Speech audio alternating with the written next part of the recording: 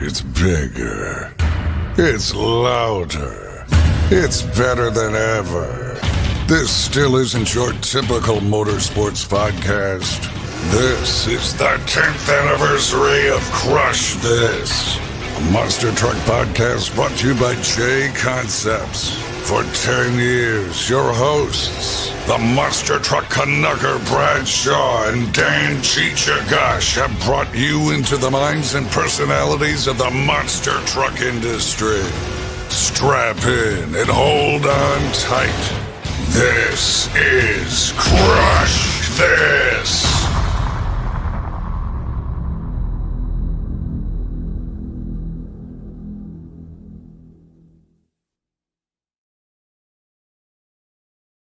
Say, finally got the button going on here. Got a new thing going on. Man, welcome to Crush This, a Monster Truck podcast presented by J Concepts. And we're going to put multi things going on here. We're still going to flag the Do It For Jimmy thing. We parted ways with Mark. Rough, but we went different avenues. And good luck on his endeavors and everything like that. And we'll do the same for us too. So just check out him when he's doing his monster truck announcing and stuff like that, and go from there. So anyway, welcome to Crush This, like I said, presented by J Concepts. Once again, see the vehicles behind me. I go out, show some love to J Concepts.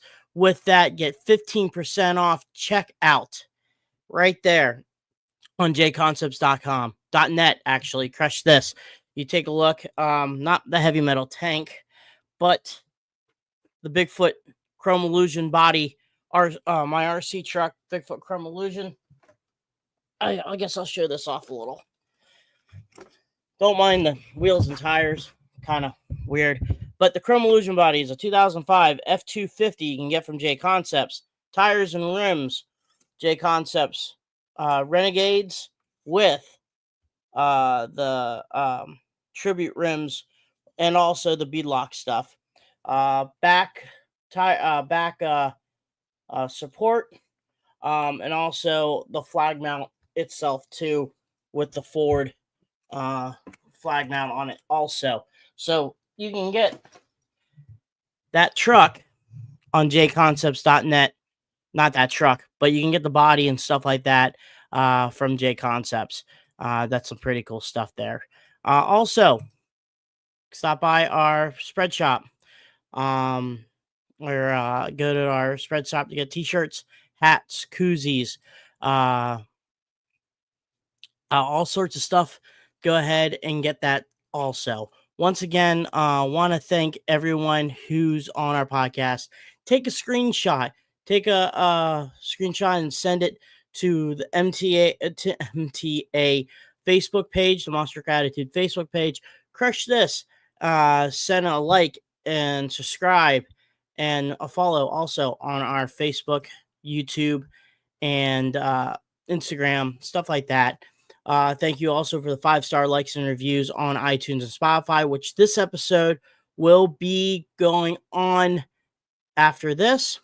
And also, I finally got a guest for the next couple weeks. Next week is going to be a really, really cool one, and I hope everyone can be on. We're going to have Alan Pizzo and his son Brandon Pizzo, Predator, Pouncer.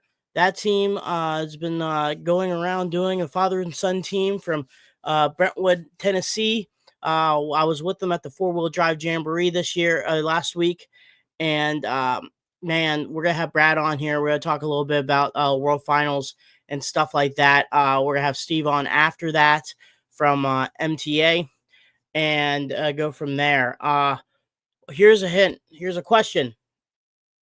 Just for kicks and giggles, if anyone on the chat will know. Yes, this hat that I'm wearing, Pure Energy, is a legit monster truck. The only person that cannot answer is Chris Moranis. You cannot answer, but you can give hints. What it is, what truck is it now? It is still running in the country. It's still doing performances, but it's not a race truck. It's a ride truck. But that's a little bit the only hint that I can give you. And the grand prize for that is to go to where Brad lives and kick him in the nuts. So that is the place that's going to go on for the victory. If you can guess it right, I will get you a Chinese airfare ticket to probably a small pedal jumper airplane that's halfway going to go across to Canada and probably break down at the country line. You'll probably have to walk over and head on over to that. Sean, that's not how you spell that, so you're wrong.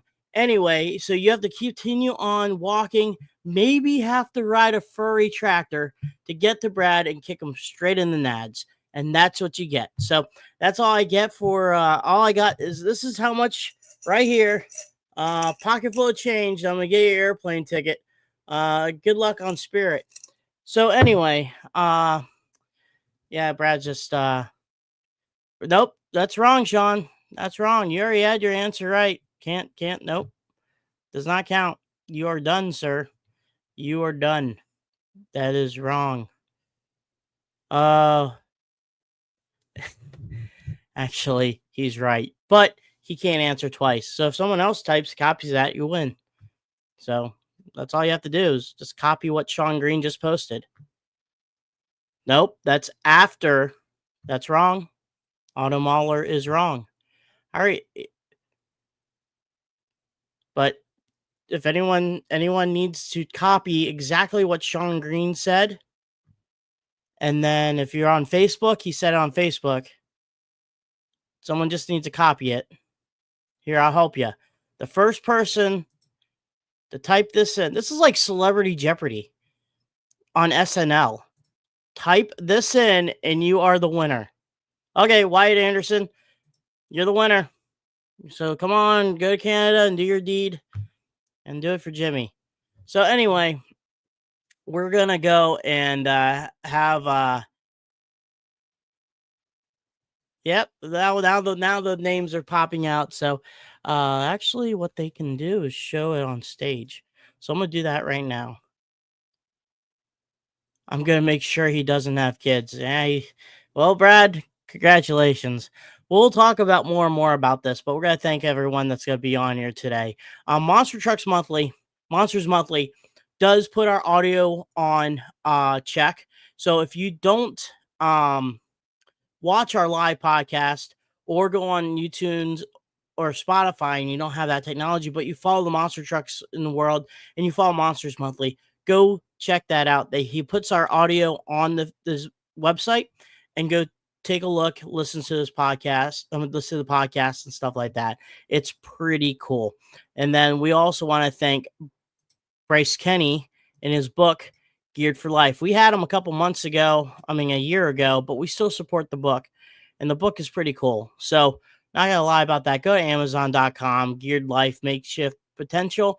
Get the book. Me and Brad both have it on our phones, and so I have read it. Actually, you can go on Spotify. Just to give everyone a heads up, if you go, just screwed everything up. If you go to that book, Geared for Life, and type it in on Spotify, you can listen to Brad, actually, not Brad, but Bryce Kenny read you the book. It's about 5 hours long, but it's all good. So if you guys have any questions for Steve, feel free to ask and type it in. We'll answer the questions for you guys while we're doing this right now. So much love for that too. And then we're going to, oh man, just screwed everything up.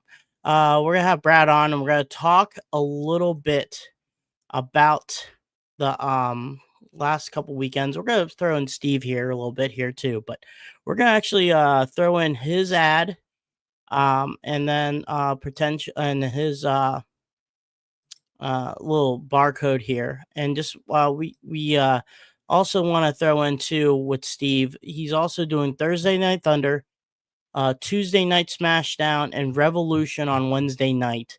Our team comes over and does join in. So want to explain a little bit. We'll have him on, explain a little bit what he does and what we do, and just talk through, because we had him on maybe a few years back. But we're having them on again. So once again, next week we have Alan Pizzo and Brandon Pizzo from Predator and Pouncer Monster Trucks that will be on next week. So let's play this ad and we'll get to the next two numbskulls on the set and go from there. So here we go. Are you ready to get in on the action here on the Monster Truck Attitude YouTube channel? Look no further. Head over to Facebook where you can sign up for all the great events we host right here on the MTA YouTube channel. Be sure to sign up for the events and register your name and get locked in with a monster truck of your own and get ready for the great thrills and spills right here on the MTA YouTube channel. Again, find us on Facebook, register for these events, and you soon will be competing in all the great events. We hope to see you there. And get ready for the wild and crazy action. Be sure to subscribe and turn on all notifications so you don't miss a beat right here on the Monster Truck Attitude YouTube channel. Be sure to subscribe and turn on all notifications so you don't... There we go. Who are those two knuckleheads on that shirt? Yeah, buddy, that's the new crew shirt. Take a look at that. Yeah, bust that out. He rocked that out at the World Finals, and his is the red, some bitchin' stuff right there. Finally made use of those caricatures I got made a couple years ago. But guys, I am back after 2 weeks of being away on a badass road trip to World Finals, Nevada, everywhere. I am officially back. Just got back home yesterday, and you know, we're just gonna do it for Jimmy and keep on rocking, guys. So what a whirlwind couple weeks in the monster truck industry. A lot of big events happened 2 weeks ago, or so. We had the Monster Jam World Finals. By the way, guys, Steve Jones from Monster Truck Attitude is with us. Steve, how's it going tonight, buddy? What's up, buddy? How you been? Been good. So let's go over the last couple of weeks. World Finals. There was a lot of talk leading into it with the format, having 2 days with two, different kind of the people that raced on Friday night, freestyled Saturday, and the people that freestyled Saturday race, or people that freestyled Friday race. It was confusing to when we were going into it. I thought it actually went pretty good, personally. The weather was way too hot for this Canadian. I felt like I was melting. But I really enjoyed it for my second World Finals. What did you guys think of, leading into it and after? Like, what's your guys' reviews of World Finals this year? I personally would give it a C. I don't like the format. I think they should have done one night racing, one night freestyle. Because what happened, I think the attendance on Friday night was less than Saturday night. Yes. So it felt like Friday didn't have as many people. Saturday was definitely a lot more. But I thought Wildside had a better run than Dalmatian. Mm-hmm. But when you have less people there, you can't really control what's going on. So pretty much, the people that may not be there on Saturday night, wasn't there on Friday, vice versa. I just think that was a little bit too much. I think they should have had that, because also with Wildside wrecking and doing his thing on Friday night, which I believe cost him Saturday night's racing win. Yeah, I agree with that. I thought Friday was the better show out of the two, in my opinion. Friday, I just felt it just felt like an old school World Finals in a way, just especially with the freestyle. The freestyles on Friday night seemed way better than Saturday night, personally. Speaking of Wildside, like, that stadium was like, I was in my seat, everybody jumping and moving. I could feel everybody in my seat. Like, that stadium was vibrating after that run. And even shout out to Little Zim for doing his run in first gear. Yeah, he sent it, even though he had no second, he still sent it. Steve, what's your thoughts on this year's World Finals? Well, what you just said right there, I was actually sitting at home on YouTube Live, and I watched little Zim go out there. And as soon as he came out the gate, you could hear that motor just peaking RPMs, and I was like, "Oh no, he's stuck first gear," and he still burned it down with just first gear. To what you said about Zach Garner and Wildside again, never seen a rim shredded in half like that, man. That was super cool. When he laid down a barn burner run, I still think, like you just said, he should have won freestyle. Blake Granger had an awesome run as well, better than a lot of them we saw out there, in night one and night two. But what really kind of threw me off was Ryan Anderson really didn't lay down what we know Ryan Anderson can do. So, yeah, agreed on that one.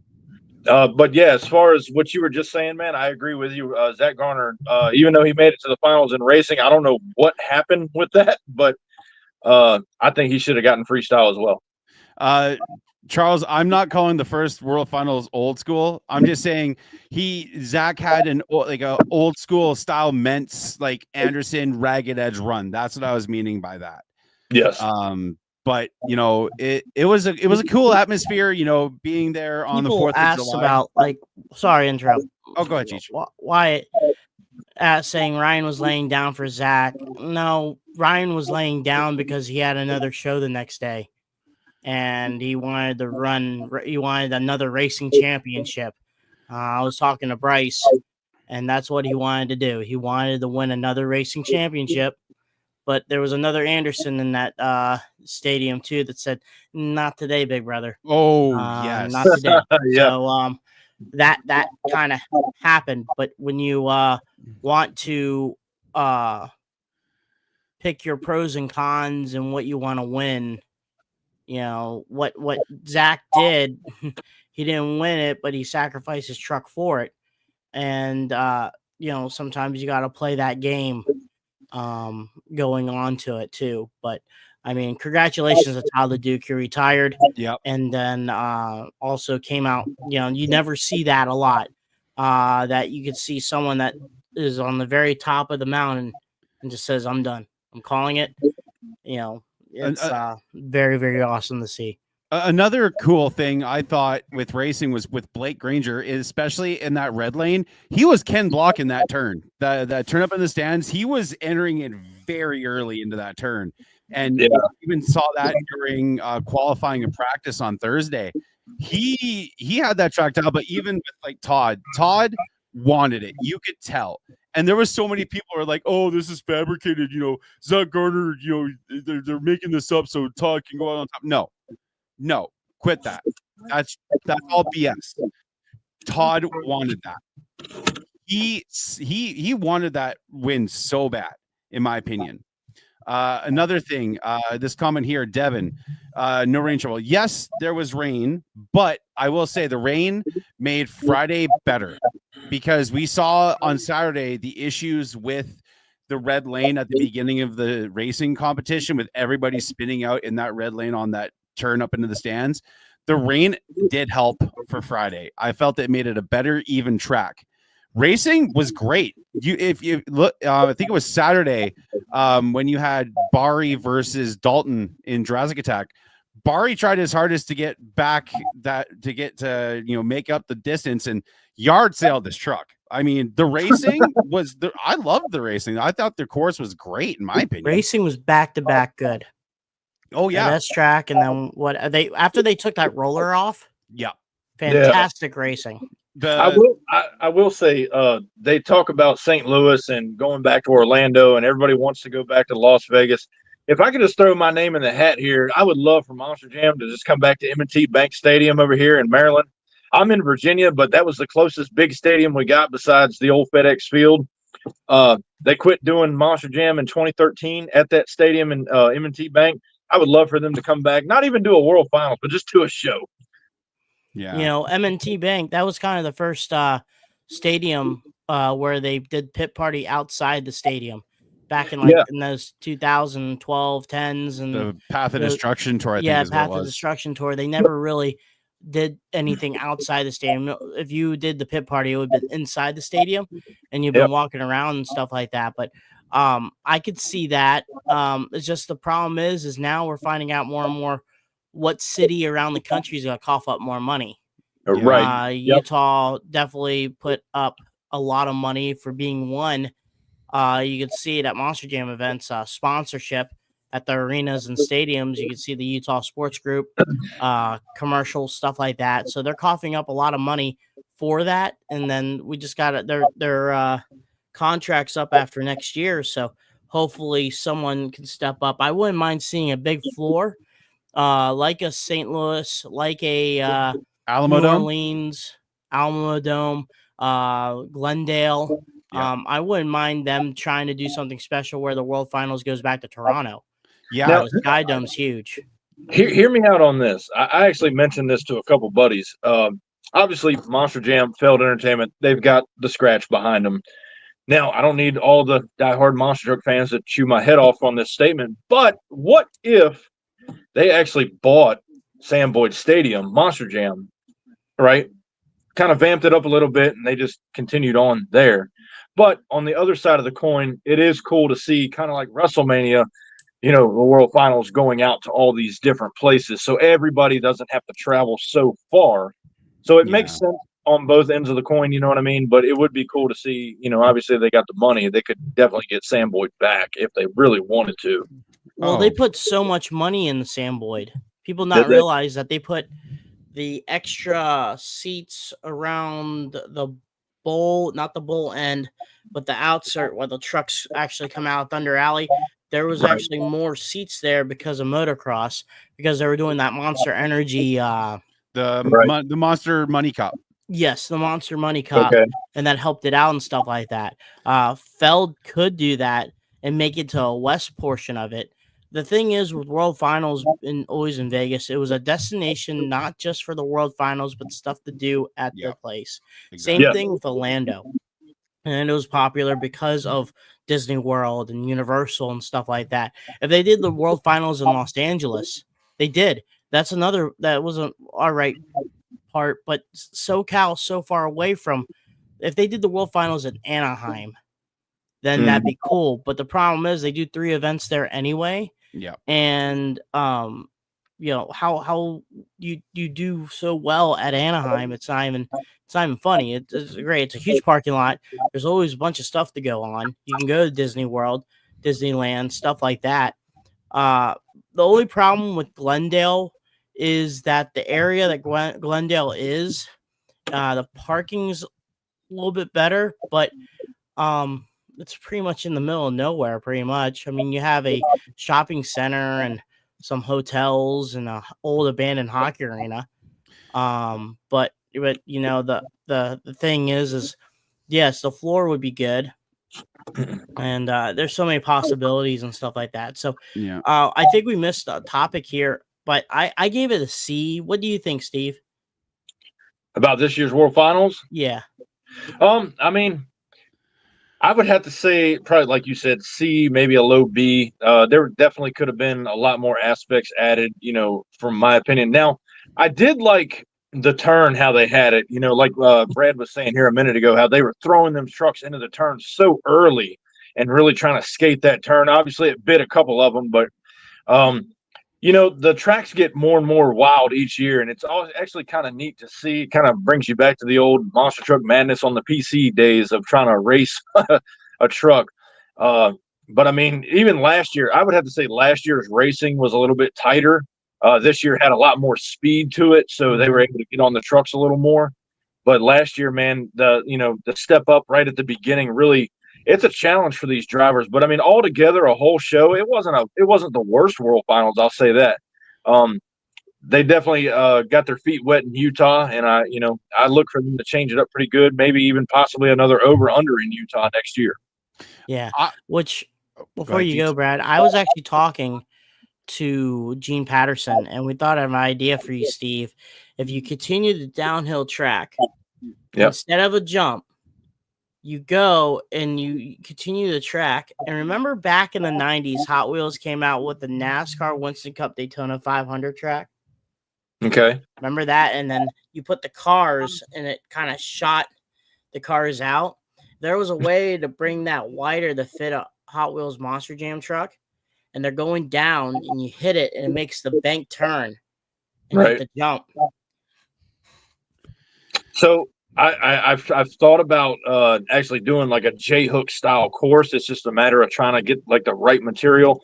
I had some stuff probably 2 years ago where the trucks would come down, and as soon as they got into the turn, they would just kind of bind up. They're just not meant like Hot Wheels cars, just because of the way the axles flex on the trucks. So it didn't quite work out. So I ended up kind of canning that idea. I would love to revisit that and see what I could do. Believe it or not, Gene Patterson was actually the one, because when I started this whole deal, it was basically just the truck that went the farthest on the track is pretty much who got the win. I didn't know what I was doing 5-6 years ago. It was just kind of something to do. He actually messaged me and he says, "Hey man, you really got to get a finish line on that track." I'm like, "Yeah, but I don't know." And we went back and forth about it, and ever since probably late 2020, there's been a finish line on that track. And we'll talk about a little bit about that too. With MTA, I know we're talking about our weekend here, but I know Brad, you did some vacation time. Let's talk about your little avenue with the Hall Brothers Racing Crew over there in Sacramento. Yeah, well, before I get to that, I'd give World Finals a B-. You don't count no more. Okay. But I will say this: the most shocking moment of the whole World Finals weekend to me was Brianna Mahan beating Adam Anderson outright. Yeah, give you that. Like by inches. Like that was a shocker. But I was on a big road trip for the last 2 weeks. On the way home, happened to be going through Sacramento, where some of the Hall Brothers team with the ride truck are at the Sacramento, California State Fair, and got to take a ride on the old Pure Energy truck, aka Ramdemption. It was cool being there. Surprisingly, Mankind was just telling me that I'm going to get deported and to go back. Everybody else seemed excited to meet the Canadian. Got to see Levi again. Got to see Nathan. Met one of the other crew guys. Don't remember his name though. I'm not Alan. Alan. Got to meet Alan. Got burnt my ass in the passenger seat because it was too damn hot. But it was really cool. It was a cool little pit stop on the way home. But yeah, I logged over 7,000 kilometers, which I think is like almost 5,000 miles. Got to do it in the good old Dodge minivan. Just a shout out to Dodge Power for that. Built a little camper inside of it. Stayed in it most times. Vegas was too hot to sleep in the van, and California was too hot to sleep in the van. But all in all, bucket list trip. I feel renewed. I feel refreshed. I have a new sense of life again. I love life. I'm ready to make some changes in my life to be healthier and just be a better person. Honestly, when you're, the last 2 years working in the oil field, you're, working, 40, 60, 70-hour weeks, busting your ass every day, and it drains you. By the time the trip started, I felt drained of life. And honestly, like I'm so glad I got to do it. I got to check off one of the top things on my bucket list is to do an epic road trip, and I did that. However, California traffic sucks, Oregon traffic sucks, and Washington traffic sucks. Yes. Utah wasn't bad. Arizona got to go to the Grand Canyon. That drive was amazing. Yeah, it's beautiful. The thing I loved about some of the drives is all the little small town America. Mm-hmm. Got to see some really cool sights, some towns that are just podunk, but they got such a cool thing. I don't think you were there at the time, Lee, but we were definitely gonna have to meet up. Got to go to Las Vegas, stayed in the Luxor right on the strip. Got to, have a drink in the pool and just enjoy that. Got to go to Universal Studios with my wife. Got to see her nerd out going to the Harry Potter area in Universal because she's a huge Potter nerd. Team Hufflepuff, by the way. And just, oh yeah, you're probably a Slytherin, aren't you, Cheech? I don't even know what I am.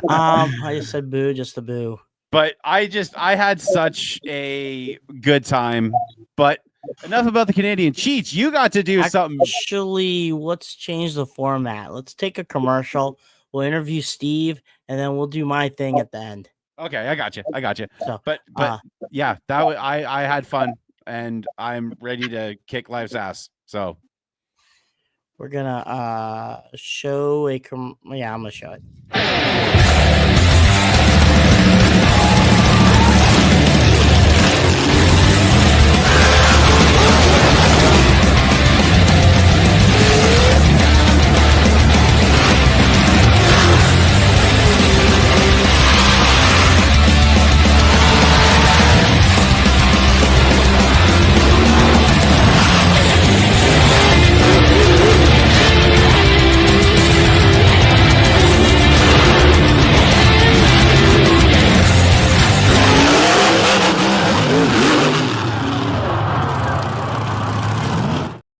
And thank you to Back Channel Productions.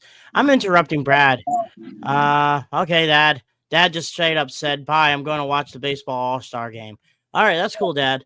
Go watch the old school baseball. It's all right. It's, you Cracker Jacks. You planned that right as soon as I put the drink in my mouth. You planned that. I almost spit that drink right all over my computer. Man, that was great. Geez. But right now, the floor, one thing, Back Channel Productions, they also do the 4-wheel drive jamboree and stuff like that. So the floor is yours, Steve, here. And thank you again for being a guest and hanging out with us, talking to Brad about the World Finals and his time at Oh America, and what's going on there. But for the people that don't know, we support your group, and we're part of the group too. We threw in our hat into making the team, and I feel like we're the Hendrick Racing Group compared to Team Renegade, where they are like Richard Charteris and the Darren Hart old school petty type deal, and we're just the new kids on the block, just having fun and chipping away some stuff like that, like the old Rainbow Warriors. But the thing is like, can you and I still want to attend the driving school too. I think that's the best team name in the world, is that driving school name, Steve. And still, no one's spanking anyone. We're not even in any of the racing leagues this season there, Wyatt. The only thing that's going on, I don't even know what's going on in Revolution. That's how much I care about you. Anyway, the thing is that the people that may not know what Monster Truck Attitude is, can you explain a little bit what it is and how, even though we just put the ad and let people know, kind of how easy to get into it? Yeah, man, it all started back in 2020. There had been little signs of people kind of running little diecast trucks down a track, but nothing to the extreme of what I put together with Monster Truck Attitude. And it came during a time the world shut down.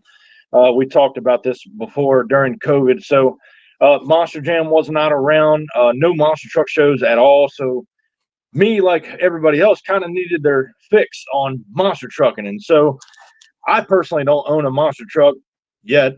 We'll see where that goes. But I figured the best way to bring somebody some form of entertainment was downhill diecast racing. And the more I put thought into it, I always built custom trucks right here at the house and painted them up to make them look more real, or trucks that aren't even available, making the custom like Executioner, Rammunition, so on and so forth.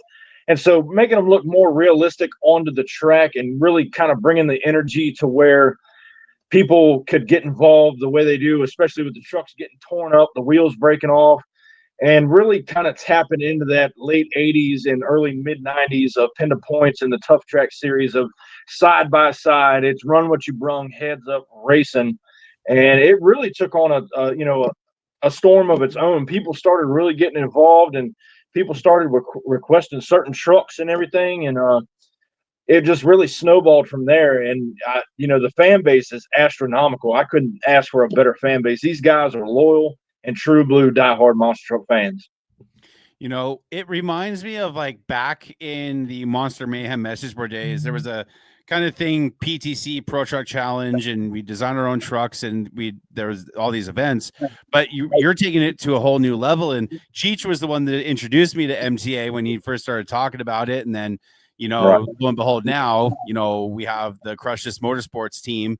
And, talk about just the evolution of MTA and what what it is today, multiple shows, all these teams. Like, how has it been for you seeing all the growth of MTA over the last couple of years? It's been astronomical, honestly. And for a one-man band, I do pretty much everything, from logo design to the cards that you see on screen, all the graphics that you see, not to mention the truck and the track builds. It's all been me running everything. But I will give credit to Wyatt Anderson. That dude has been helping me out behind the scenes that nobody gets to see. He doesn't get enough limelight, and I appreciate that man very much for what he does behind the scenes as far as helping out with, trying to get the timelines on everything correct. But as far as the growth of everything, he's come along and helped me out in more ways than one. And doing 3 shows a week now, it's been crazy to see everybody getting involved. And the fact that we have enough people to fill 16 trucks on every show without no question is pretty crazy. I would have to say from the early days up until now, it pretty much just started out as like a little BS kind of gimmick. It was, just some fun. But now, man, there's guys out here that take this stuff pretty seriously. And I know it's all for fun, and everybody knows that it's for fun. But, there's guys that really get involved with everything. And I appreciate them more than I could ever imagine. This guy. Huh? Like this guy. Oh. Yeah, but the fan base is. I've had guys that have been riding with me still for about 6 years now, ever since we got the whole thing running, and they've been loyal to me. And so the only thing I could ever do is thank those guys enough. They don't get enough credit for sticking by me. They're at every sign up. They're at every event, whether they're in it or not. They're cheering on their favorite drivers. We got whole families involved. I know I talk about the Uncle Shaggy School of Driving, so to speak. Love that name. Yeah. The dude's got like 85 nephews. He tries to sign up. I love you, Shaggy. I appreciate you, man. But everybody gets involved in some way, and it's just become, obviously not everybody's been a fan. Like you guys talked about earlier, you make enemies along the way, or some people don't like what you're doing, but I'm here to say we were the original, and I don't care how many followers you got. We're here to stay. Right on, you have people also, you're starting to kind of getting, like Wyatt just put down, you're having people kind of copying everything that you have done. What is the saying, Brad? Is the form of flattering? Imitation is the best form of flattering. Yes. Yeah. So when you're seeing that and going on, man, like, how do you are you flattered, or are you kind of a little frustrated, or like how do you feel about, because it happens in everything that someone that has something good is never going to be, it's always to be copied. If you look back in history, I'm going to go back here, and if people are not a fan of this, I don't care. I'm a huge Godzilla fan. And when that movie came out in 1954, look at how many other countries produced a monster movie that represent or look like the big green monster from Japan. That's always like kind of like that. The popularity. Pokemon. I don't know if I think Wyatt's a Pokemon fan, and all those the Digimon and all the Japanese anime that always put together. So I always think when people copy what we do, yep, he agrees, he's a Pokemon fan, and I can't see what y'all are seeing. Maybe I can. Yeah, the little thing going on, but how do you feel there, Steve? All right, so I guess we're just going to straight shoot right here. And like you guys said, imitation is the best form of flattering. Now, despite their differences, it's all about the same concept, right? Diecast, monster truck racing. So I've seen the same guys that you're bringing up. I ain't gonna sit here and name nobody, but yeah, it's a combination of both worlds. You see them hit or miss, or you get kind of frustrated about it, and it does piss you off a little bit because as I sit here, you were the guy that really kicked it off and really got the ball rolling because nobody was really doing anything like that as far as a full-blown track setup, the custom trucks. And I will say this, I build all of my custom trucks in-house right here. I don't pay somebody to do it. I don't tell them to hook me up with nothing. If anybody wants to send stuff in, more power to them. They're more than welcome to do that. But all the trucks we race right here are built by me in-house. And, as far as the other guys, I really don't pay too much mind to them because you got to do your own thing.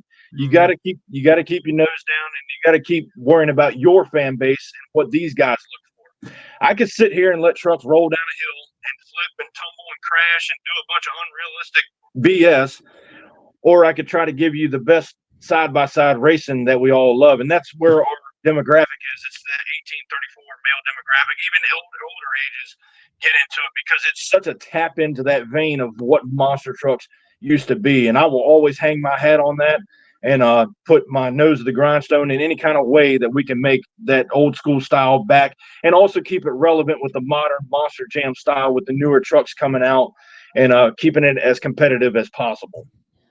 One thing that I love with, this current iteration of MTA is the whole team aspect, with the whole, crap talk, Crush This Motorsports versus the Renegades gang. And I love that because Uncle Shaggy's driving racing. But it just adds like something really cool. Like we have Colt freaking Cobra on our team. Like that's cool. Like I can say I'm a part of the diecast team with Colt Cobra.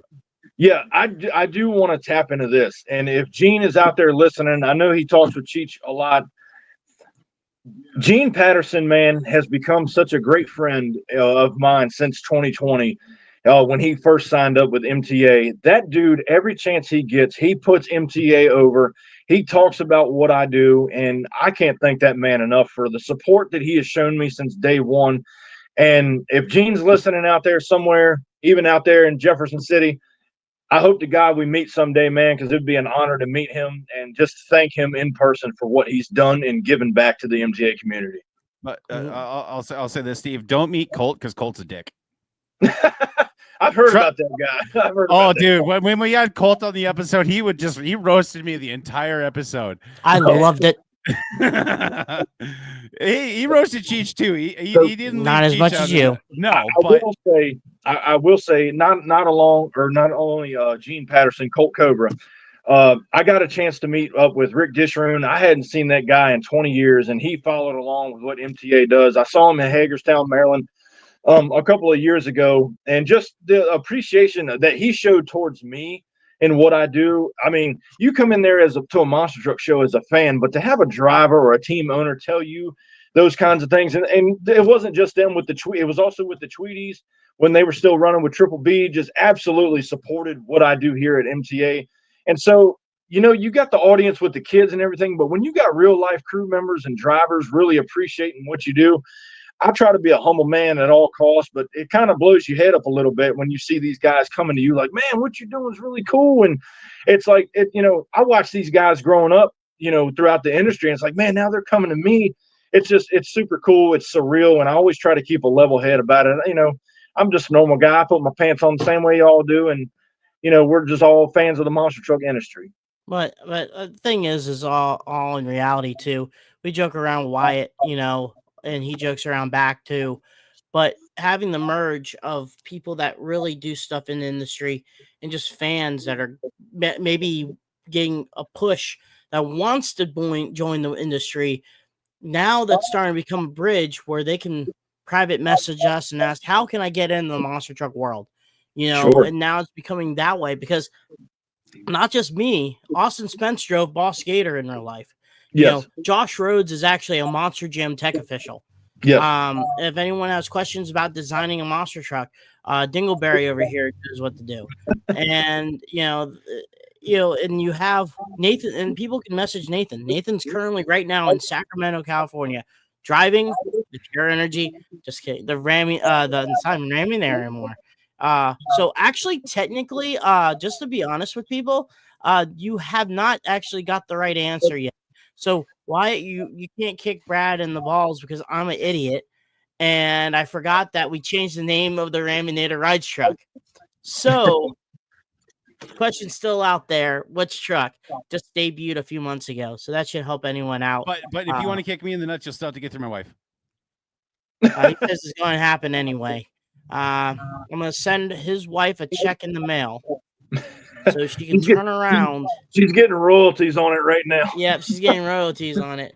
But anyway, we have so many different people that go in, and like Brad said with the team aspect, even though we're kind of knocking on some teams' doors, there's other teams in general that are there. So I know that there was a little bit of team chemistry in the first going of the group. We'll get to why we took a break, but how do you like when the team aspect, because it's growing leaps and bounds right now with all these teams, and then you have people who are flying solo, they're throwing wrenches in everyone's party. Yeah, we did do the team thing early on with Monster Truck Attitude. The problem and reason why I stopped all that is because some guys would go out here and lose on 1 week and they'd want to change a truck. Well, hey, man, my truck's not working that well. Let me get a new truck. I was like, that's not how this works, because how I tried to set it up is whoever got assigned a certain truck, or even if you messaged me what truck you wanted, and if it was available, I'd try to put you in. The whole point behind it was from week to week, any random Joe Blow that would maybe turn on the content, you could automatically assume, hey, Boss Gator, that's Austin Spence, or hey, Bigfoot Bad Boy, that's Bradshaw, Raminator, or even Rambo, that's Cheech's truck. So it's to automatically assume you're in that truck right off the get-go. And we had guys early on that kept wanting to jump teams or add people to the team. It just got to be too much at one time, especially riding solo for myself, trying to keep up with all of it, working a full-time job. I was like, man, we got to cut that stuff out. And recently we brought the teams back probably, about a year ago, and it's been phenomenal. It's been great success ever since then. You guys booked the team, and the Renegades guys, or like you said, the old school guys, got a team together. And look, I understand it's only toy diecast monster trucks, but I mean, like I said, these guys get involved, and it's really awesome to see what it's become. And as far as the team aspect, seeing everybody go in there, even if it's one guy against 3 other guys in that roster on that show, still fighting, still talking smack a little bit. It's always a good time because everybody talks a little smack, and it's all user friendly. It's not like everybody's really at each other's throats. It's all just a little bit playful smack talk. And it really drives the guys to do better and want to do good on the show. Now, one thing that – go ahead, Cheech, sorry. No, go ahead. One thing that I've always kind of wondered is, from the time of filming, editing, posting, how long does each episode take you to film, edit, and then, get it ready to upload? And before you answer this question, Okay. some people may ask, there is no redos. Everything's a one take, one race type deal, correct? Correct. Yes. From start to finish, by the time I film and edit and, try to make sure everybody's stats are right on, it's probably about a 2-day process between, both days put together. Everything is pretty much a one take. The only time that I will ever redo a race is unless something happens, like boat trucks go down and they just kind of, once they go down the hill, they're on their own. I have no control over that, if they veer off, or if both trucks roll, or if they hit something and kind of cartwheel in a bad way, something so not realistic, that's the only time I'll really reshoot a run. But other than that, if I got the track laid out just right, it's pretty much one and done with every single run. And I like to keep it that way. We're going kayfabe here on the MTA world right now. I know you do a lot of wrestling based, early 2000, pretty much, theme type deals. So just like in the wrestling world in general, when they turn around and go SmackDown, Raw, or stuff a deal, how long does it take you to go from Smashdown to Revolution to Thunder and because you're using the same format, the hill, the platform. So how long does it take you to change over the different programs? Usually not too long. I've made the sets to where they're pretty much interchangeable at the drop of a hat in some way, shape, or form. The only thing that really takes the time is the track layout. I try to make every show different, so it's a matter of the distance from the launch jump from the ramp and where the cars are, where the bus stacks are in the shutdown area. Or, that's the part that takes the most, is trying to organize a track and make it run smoothly enough to where they're actually going to make it down there. Because I've definitely built some tracks in my time to where they go down the ramp and flip and dip, and I'm like, oh no, that ain't going to work, buddy. One thing that I love is, you always do, special events throughout the year with MTA. And here's an idea for you: the Crush This Invitational. Oh man, you might get a little heat from the Renegades boys doing that. Hey, I like this one right here. I just saw it from Sean. Oh, and by the way, shout out to Cheech for making it to the final round tonight. He did. Yeah, that Ram truck's doing pretty well.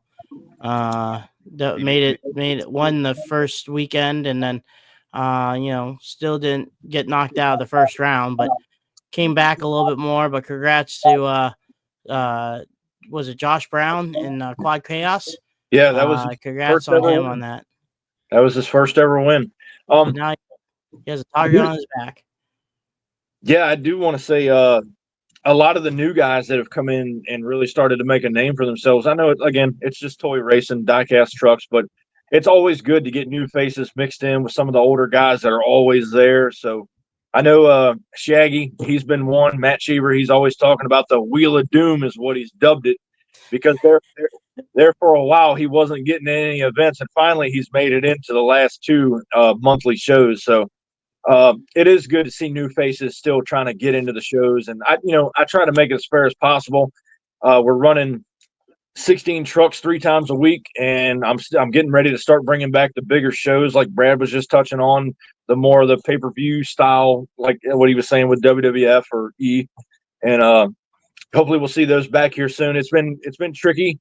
I want to kind of space things out a little bit more with Smashdown, Revolution, and Thunder.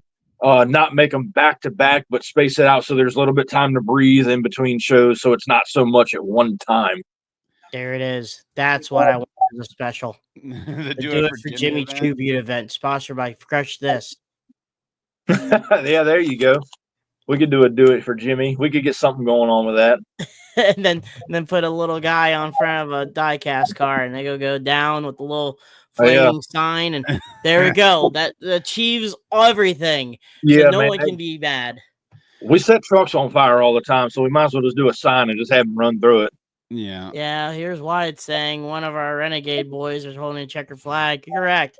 2 weeks ago, 2 Crush This trucks had checker flags on the back. So yeah. I'm hoping to replace that Oilers flag with a checker flag at some point.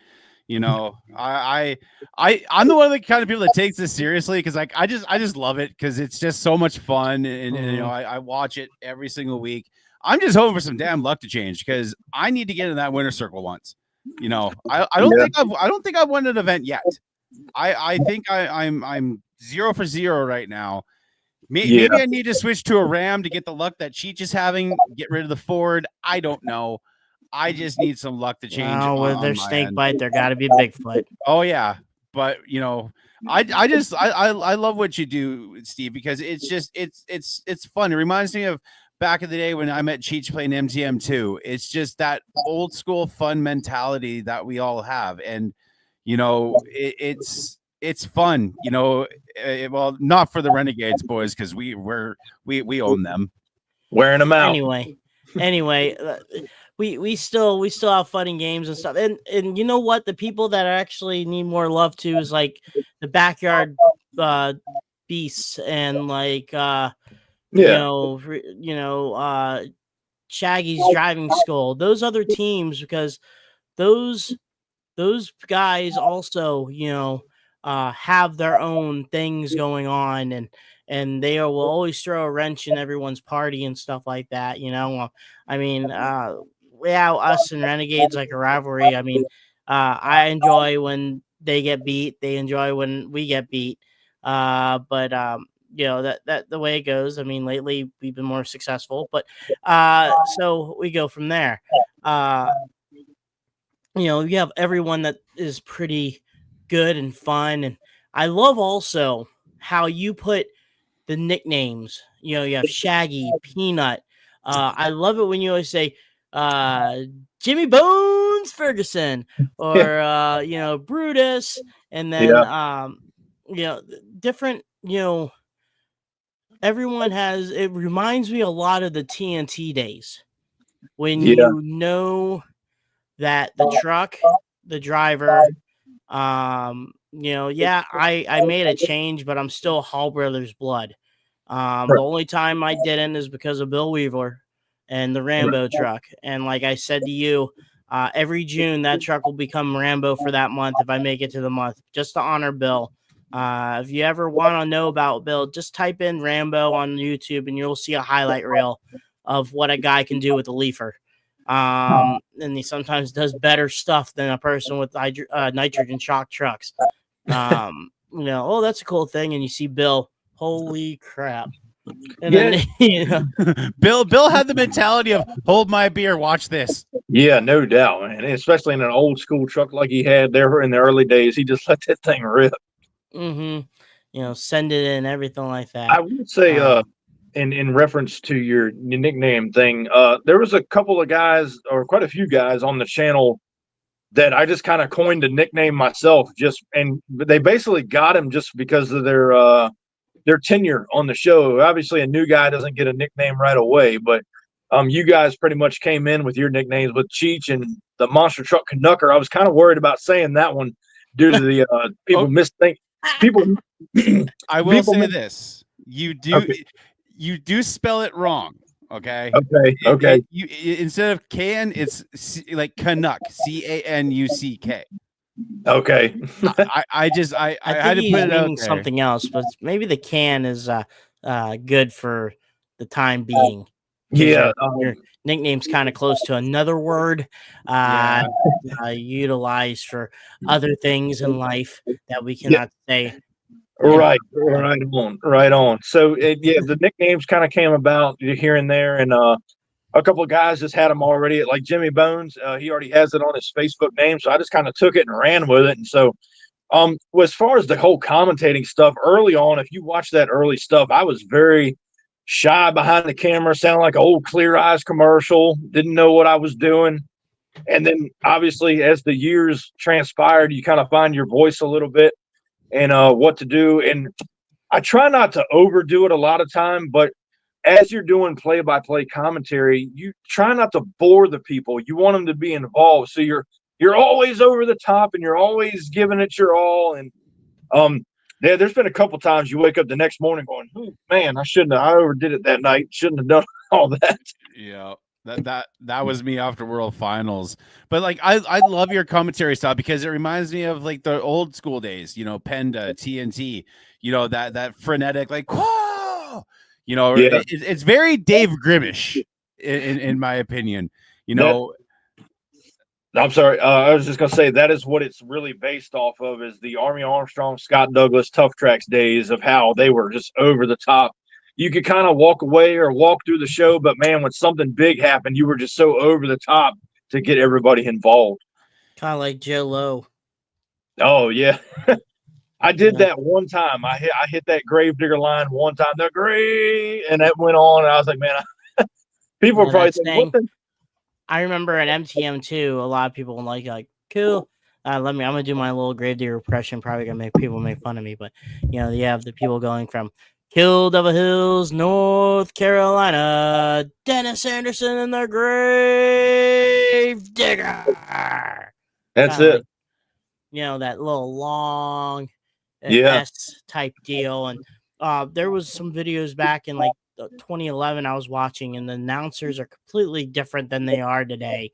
But, for you bringing that old school announcing mentality, and then you have like the last couple weeks you had some type of Army Armstrong type guy with Gary Armstrong, Yeah, or something like that's that. But that's what I named him. I took Gary Lee and Army Armstrong from Pin to Points and just made Gary Armstrong there.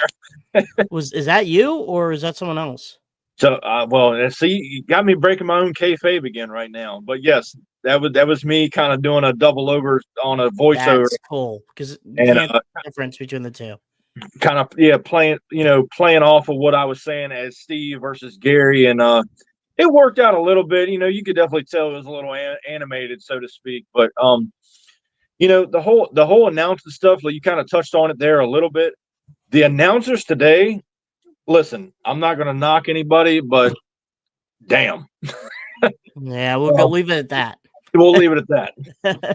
But have you ever outside of that, have you ever thought about doing live event monster truck shows just as a part-time deal or I would something? love to. I would love to do that, but not for Monster Jam. I would love to do it, maybe Throwdown or Toughest Monster Trucks if they're still going on. I wouldn't want to do it for Monster Jam just because of the rules and regulations that they have, and not being able to say certain things at certain times. I guess I've only heard rumors. It's They like got notes, cliff notes, and yeah, they really got to play it by the script. To whereas the independent guys, you could really tap into that old school and really bring the crowd to their feet without having a script thrown at your face. You can just go off of your knowledge and what you know about the monster truck industry. And I really pride myself on knowing that, just knowing where the trucks are from right off the top of my head, who used to drive what, who drives what now.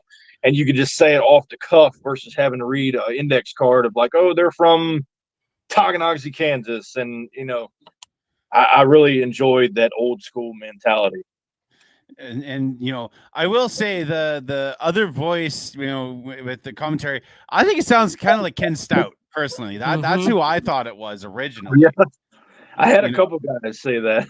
And Ken Stout now is doing the IHRA broadcast, which, hey, shout out to IHRA coming back, being a journalist. It's good to see, NHRA finally have competition again.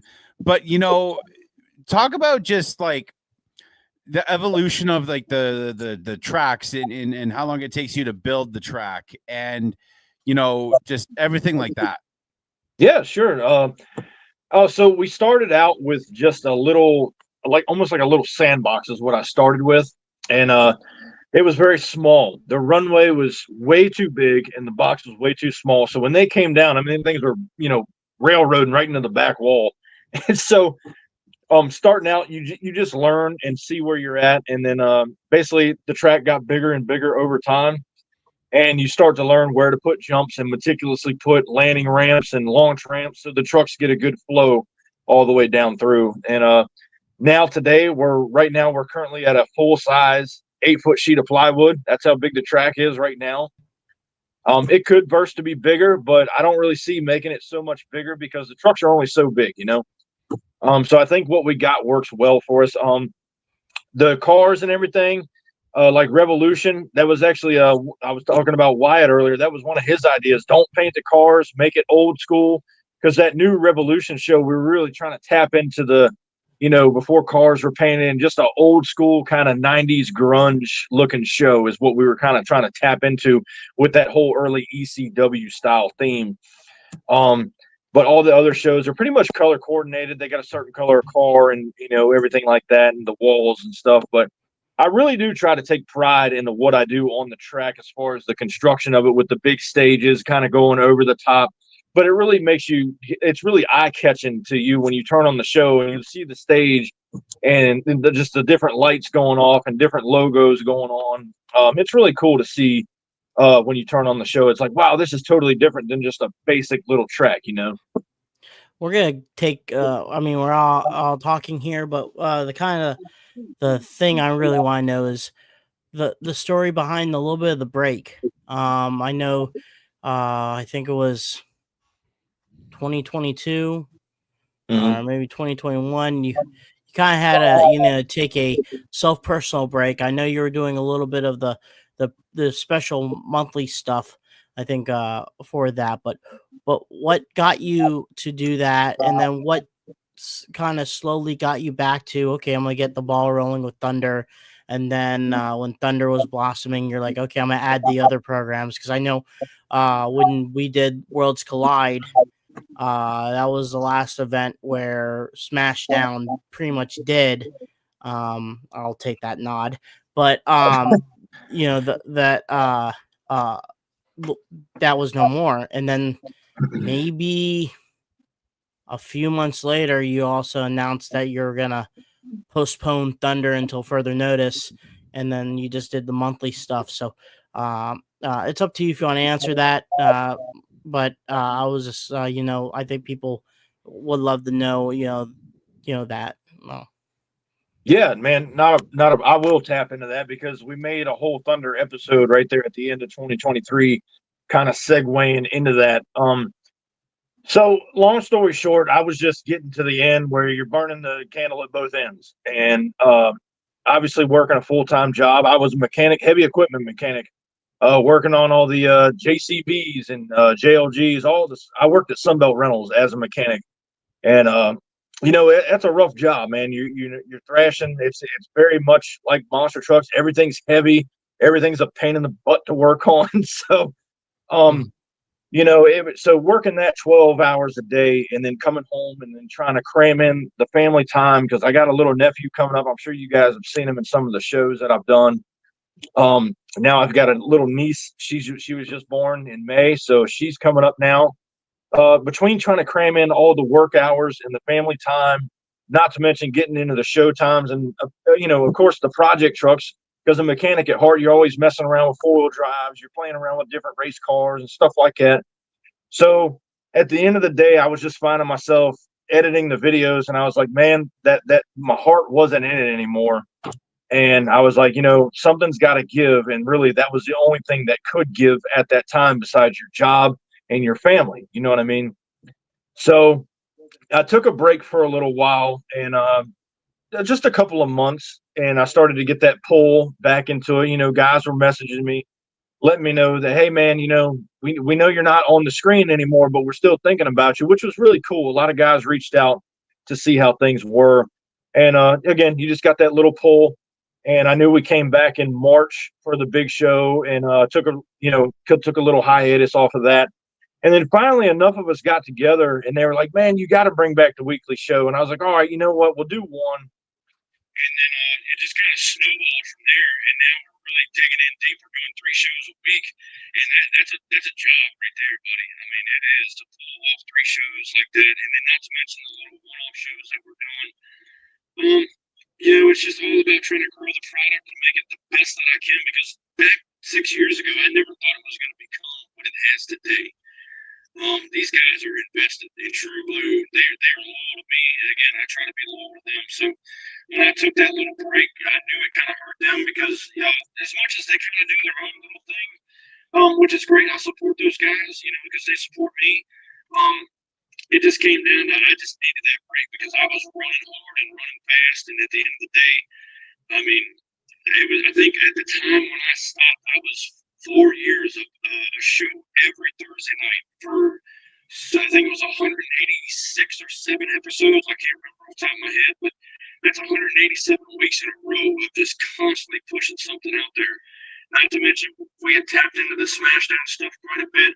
And that only lasted 30 episodes, because that's when I was juggling 2 shows plus work. And I was like, all right, I got to take that one back away, because it's becoming way too much as far as the editing kind of, standpoint. So, yeah, it was just, long story short, it was just a lot to spearhead at one time, and I kind of got overwhelmed. And definitely glad we're back on track now. Everything's running smooth. We're doing great. And it's glad to see everybody back in the MTA family. Well, like I always say at the end of the episode, check up on your friends and family. Your mental health is important, and that goes hand in hand with that. It's so easy to get burnt out and let everything weigh on your shoulders, and that's how I was feeling myself for the last few months. And this trip helped that, but it's good. It was good for you to realize, like, hey, I need to take a break. This is wearing me out. I need to do something and to change things. And you did that. And then it started pulling you back in, and now you're hitting it on full cylinders. And I think if you kept going and didn't do the break that you did, you would have been burnt out and quit this entirely. So He would have been done. yeah, It the would've been break, done. you needed the break to recharge and refocus. And being a part of this version of MTA, because I really wasn't around during the first version of MTA, before the break. Yeah, and then Cheech brought me on to do the team, and That's me. and that's that guy over there. And I've had so much fun with it. It's such a, like, whenever I click on, I see people in the chat, and I try to be in there, and it's such a cool community to be a part of. And like I said earlier, it reminds me of back when I met Cheech playing MTM2 in like 07, 08. It's just that fun mentality. Just, we're doing this because we love it. Yeah, and that's what it was all about. It was pretty much built on the foundation of the group of guys that really supported from the start what we initially started to do. And I do want to say, I mean, these guys, they reached out, like I said, like you had just mentioned, it burned me to the point I was like, I got to let something go, and that was it. But I mean, the guys always stayed in touch. I stayed in contact with them as well, and they always supported, even when we were down off of YouTube for a little while. They were just checking in, making sure you were good, and that meant a lot. That's more to me than any dollar amount YouTube could ever throw at me. Just knowing that fan base, not even fan base, but that family is kind of there. That's the monster truck industry alone. Everybody, as far as back as I can remember, in the monster truck industry, whether you're racing against each other or teammates, or even just the little stuff I do with this diecast show, everybody just has a wholesome heart, and they really do care about one another. And that's what makes the monster truck industry so great today. I also have to think that team aspect was also a great idea, because you also fill in the void of people that actually follow you, but they're so busy in everyday life that they forget to put their names in the hat to go through the spinning wheel of doom and and go through that. But when you have teammates, like we have a team chat, I think other probably people do too, but when you have people going, hey, I can't make it, okay, we can fill you in saying I'm in. That still covers it. And I think that's awesome. And also, I mean, with the team chat, the team aspect of it, I mean, you got to be impressed of how many people are signing up because of that. And that I think for you, that keeps the team aspect rolling is like, as many people sign up for your products, then you can see it's working. And we'll have guys busy on their day, but they'll say, hey man, I can't make it for this time, can you fill me in? Okay, we'll do that, and then we'll put I'm in, and go from there. So I was still bringing back the team aspect, because you're seeing, like you said, all 3 episodes are now becoming fill in and everything like that, to a point where now we're not even doing the pay-per-views anymore. It's all filled in with those 3 events, because everyone's now having fun and stuff like that. So I'm going back to the team aspects, because when you brought the team also, I feel like the numbers of signups have grown. Yeah, a little bit. A lot of guys, like you just mentioned, they try to sign up if they can't make it, or somebody's held up at work, or like you on tour with something. They're able to sign up for other members of their team, or even just one. I try to limit it to one family member, because early on doing signups, I had people signing up their entire family tree, and I was like, whoa, hold on, guys. It's like I can't have 32 Cheeches or Ranchos in one race. You know what I mean? Yeah. So I had to kind of nip it in the bud right there and just say it's you and one family member. The team stuff really has been great. Like I said, it gives other people opportunities if they do get too busy. Like you guys had that team chat. You say, hey, he's doing registration on this day. If you can't make it, let me know. We'll sign you up and try to get you in there as best as we can. And so the team stuff's been really fun. It's always cool to see everybody come together, and it's like this team versus that team. And then you still got your little independent guys too. They're fighting for just themselves out there on the track, which is always great. I always love supporting those guys. And as far as I'm concerned, we're headed in the right direction. I love seeing it grow. I do want to bring back the big shows eventually on top of the 4 shows. And like I referred to earlier, it's just a matter of trying to space it out just right. So not everybody, I feel like everybody else right now is kind of getting notification fatigue because it's going off so many times. Like, hey, there's a showdown. I just want to try to space it out just a little bit better and then let everybody kind of watch a show, take a break, watch a show, take a break. And obviously, I'm working all the time behind the scenes, but for the viewer, you're not going to be like, oh, God, another show. Oh, God, another show. So I'm not complaining. I'm not. I watch it while I'm eating dinner. So, well, I will tell you guys this, just from hearing you guys, for something as simple as just toy diecast and the support you guys have shown, I always try to give it back the best way that I can, giving you guys a plug on the shows all together. I really try to hit it hard with the Smashdown stuff because it follows Smashdown perfectly. But before you guys, I knew of you guys a couple of years ago. Smashdown was Tuesday nights at 8 o'clock.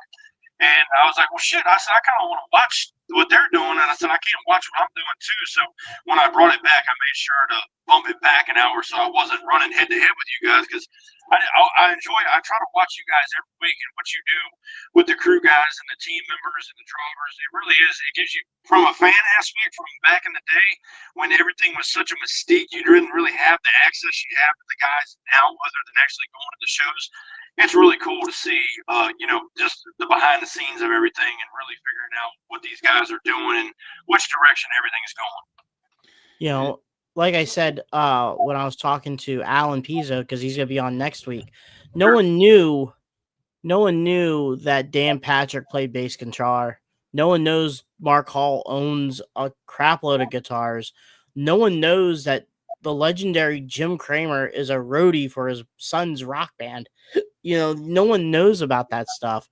Different stories behind the scenes of knowing what's going on, knowing who does what, and enjoying what they do outside of monster trucks. Like no one knew Cliff Valve and the Virginia Giant, and he does ATV racing.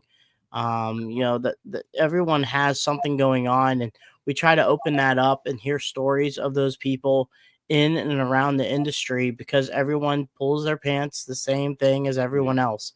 And we like to bring that, there's, like I said, the invitation type deal. There's tons of podcasts right now that involve monster trucks, but they're all kind of different. The All Monster podcast with Travis and them, give them a shout out. They outside of not interviewing drivers, they voice their opinions on the World Finals. They voice their opinions on other stuff. They open that door of, where the voiceless can't say anything.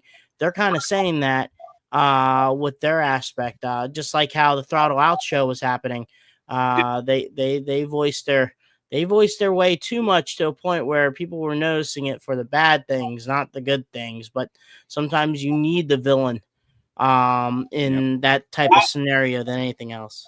I will say this: the Throttle Out with the Tweeties, they had me on their show. I can only say great things about those guys. Rodney, Austin Spence, and Austin Tweedy, Harley Tweedy. I mean, nothing but great admiration and respect for the guys. It was cool to kind of tap in and see their aspects of it. And then I ran into Austin Tweedy and Rodney again when they were just on the last ride at a Triple B. I saw them right down here in Hampton, Virginia. Austin actually already announced his departure from the team, and when he was down there, he walked up, he came up behind me, and goes, "Look at this guy." I was like, "Dude, what are you doing here?"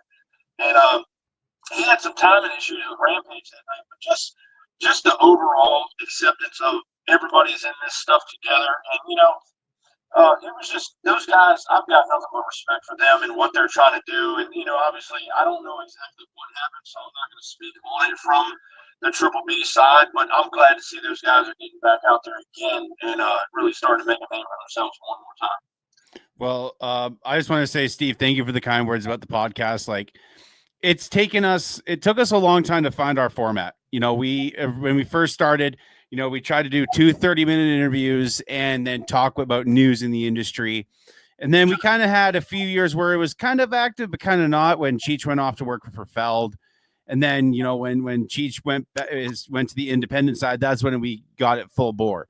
And like the coolest thing for me is like, you know, when I was at World Finals, me and my buddy Ryan Roberts were walking back to his rental car to go back to where his hotel was.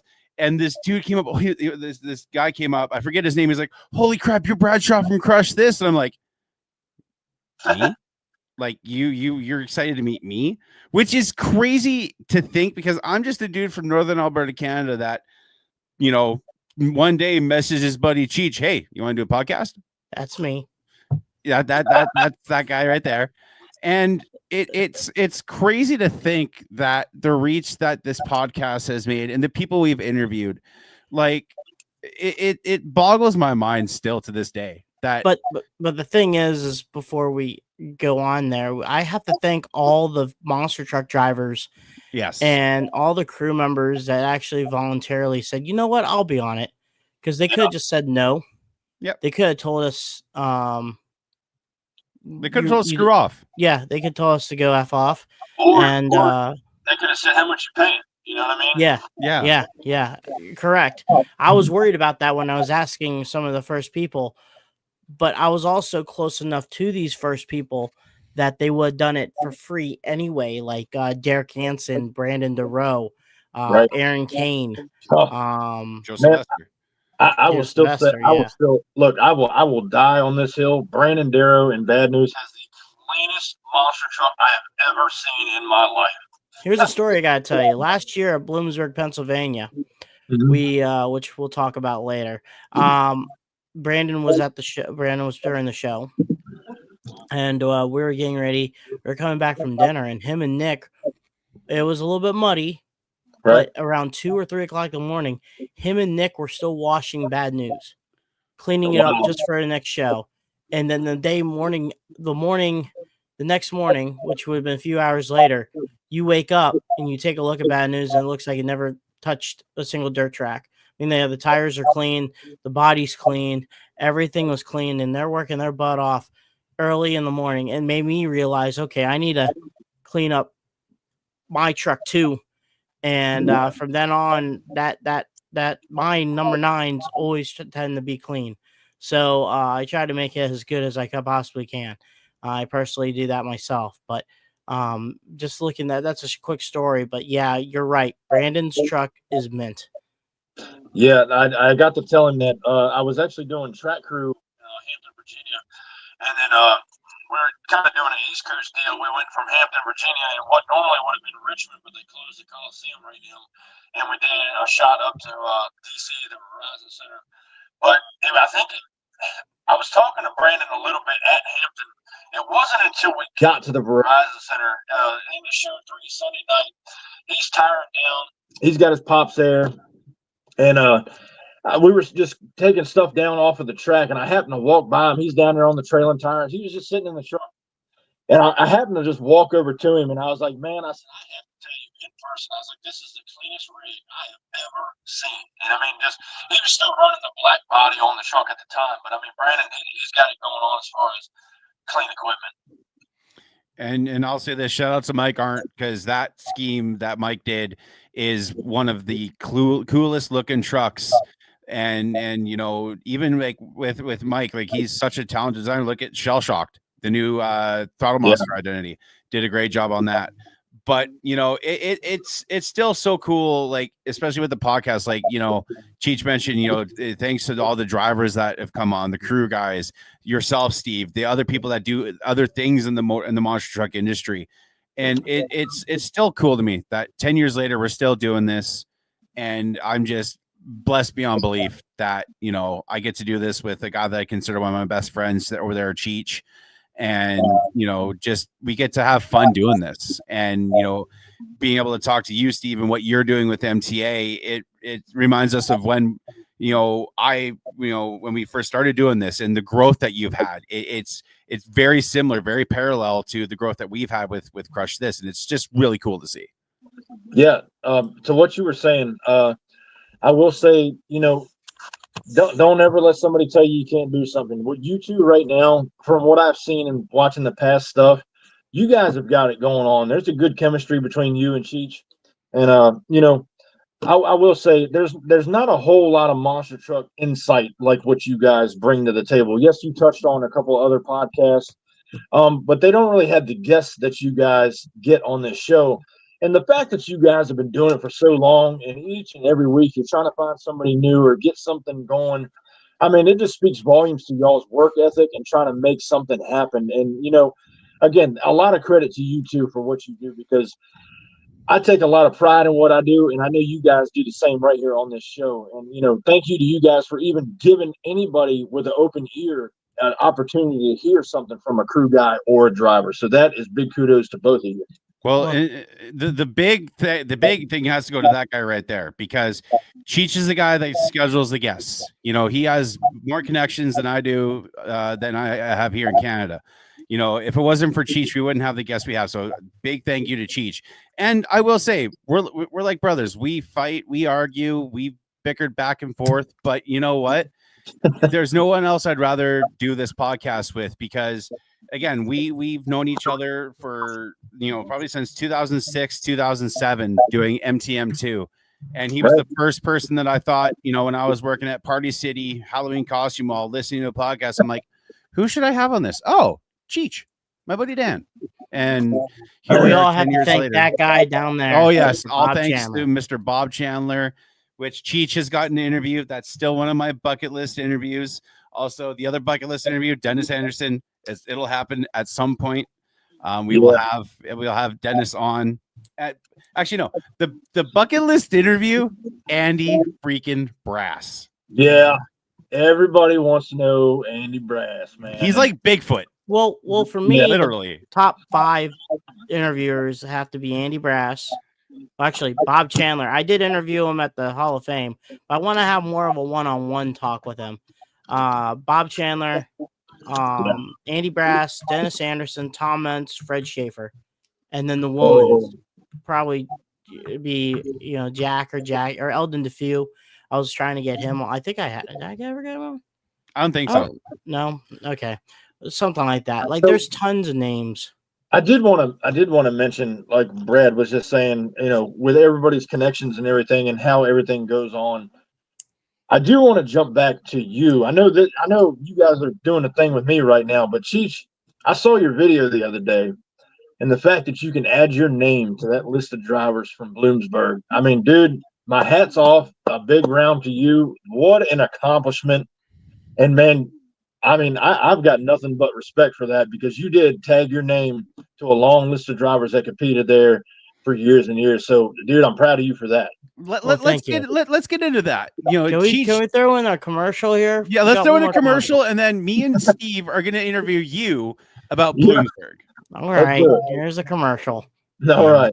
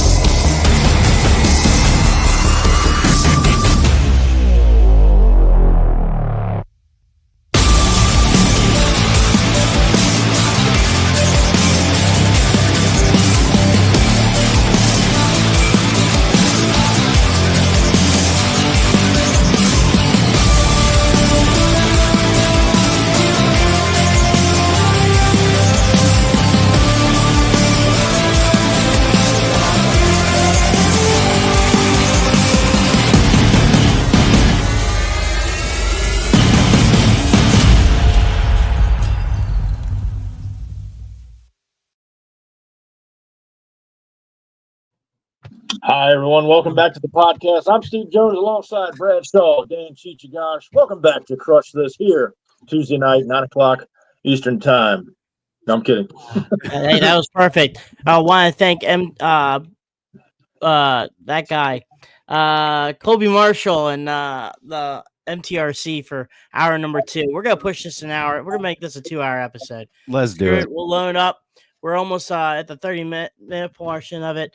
And once again, Steve, thank you for being on and everything like that. And now I guess we're going to turn the boat and make old Dan here sit on the little boat dock. And you're on the hot seat now, brother. Hot seat. as Steve mentioned, you got to add your name to the history books of being at the 4-wheel drive jamboree in Bloomsburg, Pennsylvania, getting to drive the Hotsy Ram monster truck.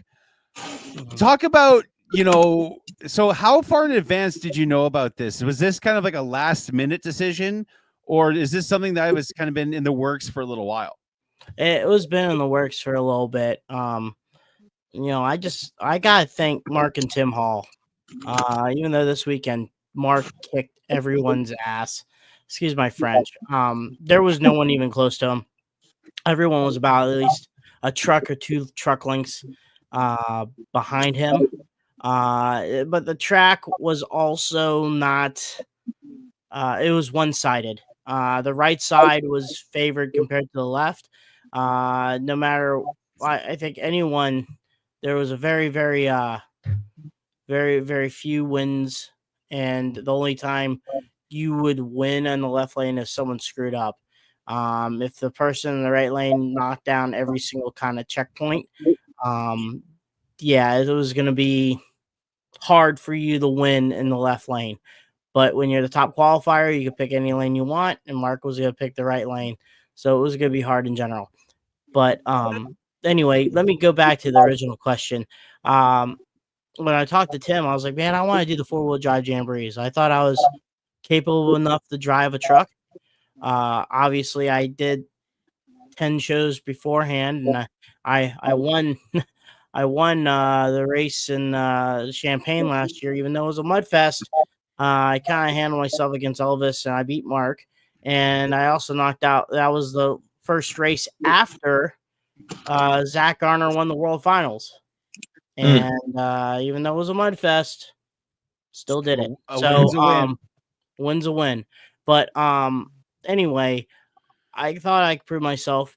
I could do this. So Tim talked to them, and we got the Bloomsburg. We're trying to see what's going on with Indy. I don't know what's going on there, but I thought I was going to be there. But as of right now, I'm not in the lineup. But we'll talk about it more later on for the Indy lineup. But I just want to throw my name in the hat here with this question. I know the Bloomsburg is a totally different track layout, but how do you feel comfortable in that truck and the way it's set up right now if you were back in the Pin to Point series, not only doing a dry hop on the line, but seeing where the truck would stand? But how do you think you would fare in a straight line drag, say against Dan Runney or Eric Meager, Fred Schaefer? I would put my money on me with my Goodyears that I have that I didn't bring with me. I had those meat hook Goodyears with that nice Hemi. I got a brand new motor, brand new belt, brand new pulleys. The transmission was brand new on this truck. It was a we better bring your lunch bag. The only thing that was not top notch was the guy behind the wheel, but I'm learning behind the wheel of that truck. Again, I got the shocks down pat on that thing. Oh my God, Steve, that truck was like a pillow. Anything I was doing driving wise, that thing just soak it up. Never hurt. I am feeling good. They always say the 2-day warning. And as a monster truck driver, you may not feel it when the event happens, but give it about 2 days, you're gonna feel it. And the way that truck is as of right now, just got to work on myself. But that thing's a rocket ship. That thing is Matt. That thing. Okay, let me date back here. That outside of up to date parts, that thing hasn't been changed since Matt Dishman had it. Oh wow. Yeah. All right. So it felt good to you, and now you made it to semifinals Sunday night. You said, and then your video. Yeah. So you got it going on, and I can honestly say, is there any potential that you guys are going to end up teaming up with maybe Throwdown in the future? I know there's a deal with Monster Jam, and Mark All does that right now. But I mean, any Throwdown events in the future for Team Hall? Not quite yet. Right now we're focusing a lot on the Monsters of Destruction tour. Okay. With them, with the Indy, with the Illinois State Fair, stuff like that we're focusing on. We're probably gonna do some stuff going on with them next year. We'll see how it goes with it, but a lot of times we'll do the throwdown event over in Chicago at Juliet 66 because it's kind of Kurt Kramer's hometown show. So we kind of represent that in general. We've been doing a lot of the Monster Jam type deals. Some news will be out there soon, but that we'll slowly get into a little bit of the independent. I'll drift off and do a little something here and there, but as of right now, Tim and Mark really want us to do the Monsters of Destruction tour as of right now. Sorry if you see me burst out, like kind of trying not to laugh out loud. Habbo, you got me with this one. Can you feel it, Mr. Krabs? I'm sorry, Habbo, you got me with that one. Like, damn, that's good. With Driving Cheats, you've had some, larger events under your belt, like, the event with your hometown, by your hometown with Pittsburgh, getting to drive at the Jambos. One thing I wanted to ask you is I've been to at least 2 sites of the Jamboree. I've been to Indy and I've been to Canfield. Standing and walking around those venues, you, as a Monster Truck fan, you feel an aura about them. Because I remember standing at Indy and imagining, that's where, and it, vividly in my brain, I'm like watching Andy Brass do a pass, seeing all the. Do you get that feeling when you go to some of these legendary venues like Bloomsburg or Indy? I had that feeling. So twice. See, I lost that feeling from Indy because Indy was at Marion County. And then you had the state fair, but they put the parking lot in there. And it just felt weird watching it from the television aspect. And now they're moving to Danville, Illinois. But the only 2 places I had that feeling was when I did the first Jamboree in 2018 at Lima. And I just screamed in my head, really, Willie Run. That's all I was screaming at. Yeah. I was trying to find, I was so super fan. I was trying to find the exact spot, and one of the crew guys there knew exactly where the starting line was at for that, because it was where the trucks were running. That was on the opposite side of where they were running the course in 93. So, and I went and I giddy that. Then Bloomsburg was another one. Just walking around. Before I did my little video, Steve, I typed in Bloomsburg Monster Trucks 1992, and I was holding the phone like this, and I was watching Gravedigger against Snakebite, and both of their transmissions went out. Yeah. And then Snakebite turned and went backwards and stuff like that. It was a home video, and I was watching that, looking around, and it was quiet. Everyone was gone. Our rigs were still there. The dirt was still there from when we just got done with the monster truck race. And it was just quiet. The aura for me, seeing the backdrop, that old barn that's over there in the corner, and just seeing the stands. I wish the stage was still there, but that's what happens when you build a racetrack, and you're kind of tearing that down now. But I mean, there's a picture that my mom had of me looking back, smiling, and guess what 2 trucks were in the background? It was a 94 TNN monster truck event, and it had Predator and Executioner in the background. I told my mom also told me that when the debut of both Mark and Alan on the 4-wheel drive Jamboree scene, from my knowledge, I think Alan probably did a lot more when it was a Lone Eagle, but with Predator, I was 5 years old. Oh, wow. That's a cool thing. Just looking at that track for me, because I'm so into in the monster truck world that I forget that why I was a fan. And that brought me back knowing. The only other thing that brought me back is sometimes when I go to the Hall of Fame and I pinch myself knowing I was a fan. I have to, and a lot of people, there's a lot of people in the monster truck industry that started that wasn't a fan, but I opened up to myself knowing I'm a fan no matter what, but I just know how to take that fan and put them back inside and work. Yeah. But the cool thing about being inside of a cab in a monster truck is no one, and wearing a helmet, no one sees your reaction. No one sees what you're thinking about. No one knows what's going on in your head. And my visor, my lens on my helmet is like a chrome silver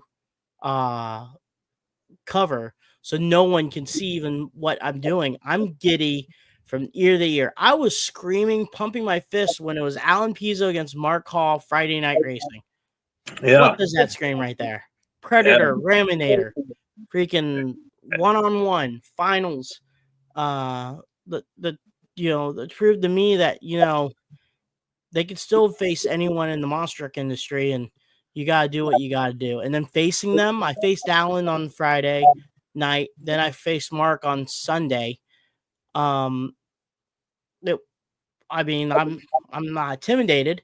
I try to race as much as I can, and it's very, very a very, very accomplishment for me. I pinch myself for it because that for me, Bloomsburg was race 13, 14, and 15 in my career. The closest guy after me was Cliff Fallon. He already had like 215 races underneath his belt. The gap's huge. And I was trying to keep up with the Joneses, and I thought I did pretty well. And freestyle, just had fun practicing, trying to get to ramp to ramp. That's what I wanted to do. Alan, Mark, Colton Kaiser helped out big time, letting me know, making loud noise, making momentum, but look like you're going fast and just hitting the obstacles here and there, just learning about flow because people like loud noises. And I was having trouble a lot of times with my freestyle because I'm trying to square up everything, try to not get all cattywampus for that. But I'm starting to learn how to do that, starting to learn to get comfortable with the truck. What really hurts me is not driving from September to March. The rusty type deal. And then after that one show in Oklahoma, I don't drive again until June. And I know one Matt Shaggy was talking about car crashes, and I do a lot of those too at dealerships and stuff like that. That gives me seat time, but that mostly practices helps me squaring up cars, trying to follow through hits, the kind of going around small areas, turning and stuff like that. But I really don't get a chance to let her eat a little bit. But you can't do that because that's the area you're out with a car crash. But still gives me some driving time. That's one reason why I missed the World Finals is Tim was offering me some driving time. This was another opportunity of doing so.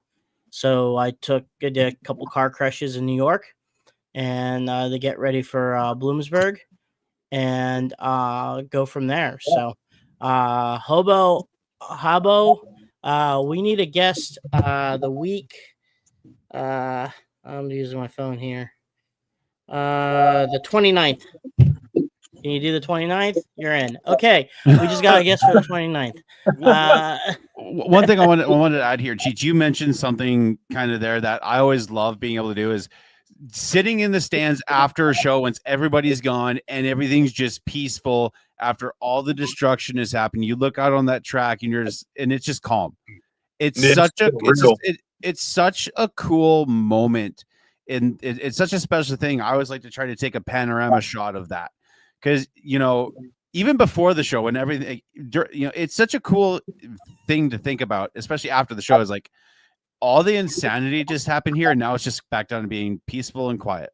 It's hallowed ground. Yeah. And that must've been really special for you in Bloomsburg. Like that's another venue I'd love to check off my bucket list. I was supposed to go back east after World Finals, but just didn't happen. I had that Gettysburg vibe a little bit. I mean, it is Eastern Pennsylvania. Yeah. But I mean, that fog rolling in, you can see it rolling in, and it's like just quiet. You hear the birds, some dogs barking, but you're just pinching yourself because you're like two hours ago, this thing was screaming with Yeah. monster trucks galore, tough trucks. And I love watching the tough trucks. I love what's going on. The guys, Mike Moore, Lee Collins, Joe, they're bringing back something that needs to be back. And that's the jamborees. Yeah, we have Monster Jam, and that fulfills the winter schedule, but we need stuff that look forward to in the spring and summer, and that's the jamborees. You know, the cool thing is they're talking about making a monster corral, so people can bring their monster trucks next time if they want to park. Also, they're maybe thinking about doing where they're going to book 10 trucks, leave 2 openings for qualifying. If you are in the monster corral and you want to qualify to make it the show, go do it. You Bring know, it back to type of glory deal. days. You know, and yes, they are working on getting Bigfoot, but they need people's help. You, the people in the chat, you, the people in the area, go talk to Bob Trent, go message Bigfoot, ask about the jamborees, try to push them to do it, because without you guys, we won't be able to get Bigfoot in. So that, you know, obviously we can't get Gravedigger in, but we can try to get Bigfoot in and stuff like that. You know what I mean? So, you know, it's up to you guys. You can there's still a lot of hope, and to get that big blue Ford and maybe that slithering snake back to the jamborees, back to the Hall of Ground, the snake pit, Man. And get that going. You fans. I'd love to see Bigfoot versus Raminator, or Bigfoot versus Ramdemption, or Bigfoot versus Hotsy. I'd love to see the Team Bigfoot versus Hall Brothers rivalry come back, because that's what the jamborees were known for a long time, and that needs to come back. Hopefully Indy, I don't know how big the fairgrounds is that they're moving to. I'd love to see balls out, straight line drag racing personally come back to the jamborees, bring it old school, but who knows? But dude, I said it on some of the posts. Like, I'm so proud of you, dude, that you get to live out your childhood dream. Like, thank you. You know, it for me, seeing my friends succeed and get to drive and just be badasses is such a cool thing for me, because, you know, it proves that, hey, you could do this. You know, it proves that no matter what, like, you know, hey, I still dream of the day that I'll be able to be behind the wheel of a race truck, you know, and seeing you do it, others do it. You know, shout out to Evan Chandler, by the way, getting to drive with Team DCT. You know, shout out to him. I know he's been working hard. And Mike Nugent and Nuge driving at Evansville. It's such a cool feeling. And, you know, you guys give me hope that, hey, someday this 34-year-old Canadian might be able to do it, you know, and it's so cool. Like, I'm so proud of you, dude. From Thank you. MTM2 to doing this to doing the real life thing. It's so cool, man. Never say never. You always shoot for the stars, man. And much like you were just saying about everybody getting back together, the opportunity is really there. Obviously, you exclude Team Gravedigger because of the, you know, reasons why with Feld, but you still got the Hall boys. You got Bigfoot. You've got, understand with Triple B and their whole situation, but there's all your old name, Monster Patrol, Barefoot. If they could really get some equipment together and some good drivers underneath of them, not that they don't have good drivers, but man, you could really pull off compared to who they had beforehand. You know what I mean? Right. You could really pull off some great stuff with that old school, you know, Penda style with right there at those old what do you call them? I just had a brain fart. Thunder Drags. Yeah, the Thunder Drags. There you go. What was cool about this event, though, is not just because you had Mark Hall and Raminator, you had Alan Pizzo and Predator, but you also had the 2019 championship truck, which I had. You had the world speed record that Kurt had, and also multi-time champion with number 10. But Colton Kaiser had an old Nightmare truck, Nightmare War Wagon. That right there is an Andy Hoffman truck. The Virginia Giant. It's been decades. It's been a long time since the Virginia Giant touched a four-wheel drive jamboree ground. Right. Yeah. And then for the last 10, 15 years, War Wizard has been a regular. Yeah. So, I mean, that is such an awesome historic vibe knowing that about the lineup and trucks and stuff like that. And like I said, it was a learning curve for me driving. But Sunday it was just having fun. Saturday was a brutal. Heat was terrible. I'm not gonna lie, a lot of my freestyle was cut short because of the heat. I just needed to get out. First round in racing, I drove half the track in first gear, then I finally shifted second, and by that time the damage was already done. So I was on the bottom half of the track, the thing, and only could do what I can do. So that was it. But man, it was just it was cool. I saw Pat Suma, Chris Moranis was there, Kid Rurik. So Mr. Thunder Chicken, John Seasock was there. Oh, nice. Kyle was there. Kyle Seasock. Bucket. There was Bucket. Bucket. Yep, Bucket was there. There was all sorts of other things going on, and then we got the interview at the 4-wheel drive.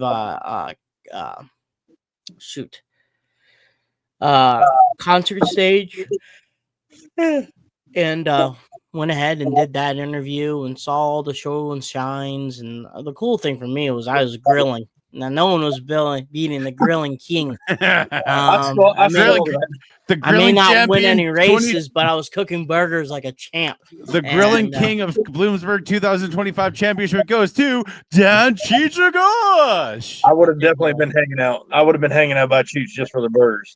Yeah, I was cooking burgers in the morning. I was cooking eggs, hash browns, sausage, bacon, pancakes, flapjacks. At night, I cooked a little bit of some steak. I was the bam. It was a cheeseburger. I love cooking. Cooking takes my mind off of a lot of things, but you know that the Friday I was nervous because of the history. I didn't want to look stupid. I have a note on inside the cab of my truck. It says "Don't suck," and that even though those are just 2 words, those are words to live by. You don't want to suck. You want to be good. You want to hold your own. You want to be there.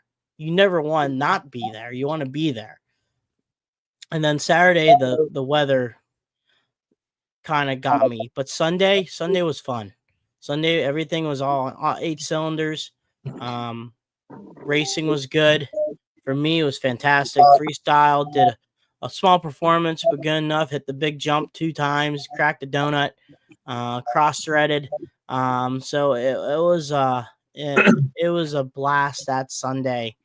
And then sitting there and just reminiscing, like, it brought a tear in my eye. I'm not gonna lie, because it was like you just saw, you're picturing yourself at home and you're watching TNN not Motor Madness, but TNN Tractor Power, Trucks and Tractor Power, and you're just watching who you are idling, and not knowing that not even 20 years, like not knowing 33 years later, you're going to be doing that.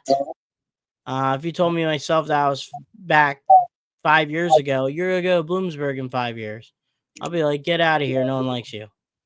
You know what I mean? Like type of vibe. You know what I mean? It's just, it got me hooked to do more because I know that there's going to be a lot more racing, a lot more better me. I'm 100% focused on my racing craft. Freestyle, I'll just jump and have fun. I'm not going to destroy the truck. Don't need to.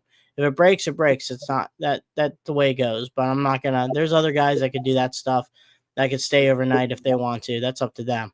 But for me, I want to win racing. That's straight up. I want to win every single type I try to, just to have fun with it. If I lose, who cares? You know, as long as the people are okay with everything, and I can go from there. Exactly. And, you know, it's so cool to see, buddy. And, you know, hopefully at one of these shows, you know, you get the confidence enough to pull a, badass slap wheelie, because slap wheelies beat out so many other moves in my opinion. Bring back slap wheelies and sky wheelies, please. Yes, I agree to that 1,000%. I love that. I'll try to do that. They told me how to, but it's just timing. You gotta get the timing right. Put that heavy horsepower to work, son. Bring back slab wheels and bring back zoomies. Damn it. Yes. For the love of God, bring back zoomies. God, I miss zoomies. Like, man, this is a good episode. Yeah, this has been a great episode. Yeah, and thanks Cheech for talking about his weekend in Bloomsburg. And well, thank you, Brad, for talking your whole adventure in the United States. Yeah, and oh, by the way, one thing that pissed me off. Okay, I got to rant about this because we don't need no negativity here, folks. It's not negativity. So, but you just said I'm not going to rant. I'm not going to rant. But it was kind of funny. Like we're ending like our last day in the States, right? We're about to cross the border from Washington into BC, and the lineup at the border is a little long. This is kind of a interesting story to kind of end this on. But me and the wife are about to cross the border. We've been driving all day. Still have probably like an hour until we're getting to where we're going to go to stay the night, right? In Kelowna, British Columbia, or Kamloops. It was Kamloops. So we're sitting there, and we're right by an intersection, and we're not trying to crowd the intersection so people can still get through, right? This absolute jerk comes down the street. It looks at us, and we're starting to nudge ahead. Looks at us, just cuts right in front of us, and we've been waiting there for 45 freaking minutes. Oh no! I wanted to flip this dude off, so I flipped him off, but I wanted to say something to him, but I didn't. He wouldn't even look at his mirror at me and my wife because he knew he messed up. It's just the funny thing at the end of the trip. It's like the trip is been going smooth, no problems, and then this happens. It's just like, really? Are you kidding me? Like, why? Brad over there staring, and by God, what did you do? Dude, I was staring at him. Oh man, that's no good. And he wasn't even Canadian. He was from Washington. Oh, okay. I had to say that because it was just kind of one of those funny things. It was just like, really? Well, welcome to America. Yeah, they do things a little different over here, and it's not always the right thing to do. Most everybody was nice, like, but you're gonna find one of those jerks. Oh yeah. I always thought Canadians were nice until I went to Hamilton. Yeah, you went to the wrong side of Canada there, my friend. But I will say the thing I also love about your guys' country is your speed limits are way higher than ours, and especially like when you get into Montana and Idaho, it's 80 miles an hour, which is 130 kilometers an hour, and I loved it. Well, I can honestly tell you this: even though the speed limit's maybe like 70 out here on the highway, people will still pass you doing 110. Oh yeah. I noticed that big time. People like to tailgate you and speed. And I'm like, I don't want to get pulled over because I don't know how people are going to react to pulling over somebody that has an Alberta license plate. So I'm like, maybe going 5 over, 10 over. I'm not trying to get pulled over on this trip. Yeah, it gets pretty rough around here because like there's times you just want to kind of tootle down the highway, and then there's other times you got Terry Labonte and here come Ricky Rudd and Dale Earnhardt right on by you. You're like, damn. So. National salute. This comment, I love this comment. What we got? It says Blue Thunder with Lyle Hancock from his stop pulled a wheelie across the stadium floor, and I'll never forget it. Till this day, that blows my mind. Like right on. Power wheelies, Dennis Anderson, Atlanta 2000. I didn't get to meet Dennis. I'm pissed off I didn't get to meet him and mention Atlanta 2000 to him, but at some point I will. Yeah, met Dennis a couple of different times actually. The first time I met him was 2004. I was 13 years old, and that was the first time I ever met him. And honestly, God, I will not lie to you, I was starstruck beyond belief. He was fresh off the World Finals, his first World Finals racing win in Gravedigger 19, and it was literally probably 2 months removed from that. First time I met him, man, I was like, I didn't know what to think. I didn't know whether to kind of shit or wind my watch, really. But power wheelies, absolutely. I remember Scotty Hartsock used to do them, and again, Atlanta 2000 with Dennis and number 7. One of the highlights of that truck that actually made a highlight reel. That was probably one of the few of that truck then. You know, But Blue Thunder, Lyle Hancock, phenomenal job with the power wheelies. well, you mentioned, Scott Hartsock. It's been 4 years today that we lost Scott. Yep. I wish I could have met the man or talked to him. He's still one of my favorites. World Finals 3, one of my favorite moments ever. I replicated that in MTM2, him jumping over the big stack, the big jump in World Finals and completely destroying his truck. What a person. I wish he was still with us. It's we miss you, Scott. We miss you. 100%. Absolutely. Then not a day goes by in the industry that somebody somewhere is not talking or thinking about that man anywhere. I think you're muted, Cheech. I can't hear you. I can't hear you. Hello? Now we got you. Hey, Cheech, you got your ears on, buddy? Yeah, no, I got my mic on, but hey, we reached the 2-hour point. Thank you, Steve, for being on. Thank you, fans, for staying on. This will be on iTunes and Spotify. Please give us a shout out. Take a picture, screenshot it, tag Steve in his MTA Monster Truck Attitude.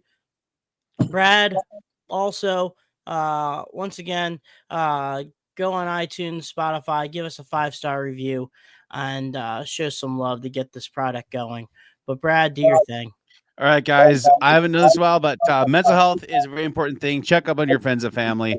If you're struggling, feeling burnt out, like we mentioned earlier in the podcast with Steve with MTA, don't be afraid to take a break from things. Take care of your mental health. That you only have one brain and you need to keep it healthy. It's the most important thing you can do. I go through my problems and struggles. We all go through stuff. But if you take care of your mental health, you'll live longer and it'll help you in the long run. But Cheech, any last words or anything that you want to put out there in the universe, my friend? Yeah. Also, even though I said this in the wintertime and stuff like that, the days are getting hot. So if you have animals outside, they need to be inside also with the cold weather. I mean, the AC if you have it. Heat stroke is not just a human thing. Heat stroke and heat can happen to your dog a lot easier to your dog than it is to us because they don't have any sweat glands. And then also, cats too. They don't give a crap, but still, if you have an outdoor cat, bring them inside just to show some love because other family members also donate blood. Get your National Red Cross, Central Blood Bank, donate. It helps people out, and you just never know what's going to go on. And also do it for Jimmy. Do it for Jimmy. Do it for Jimmy.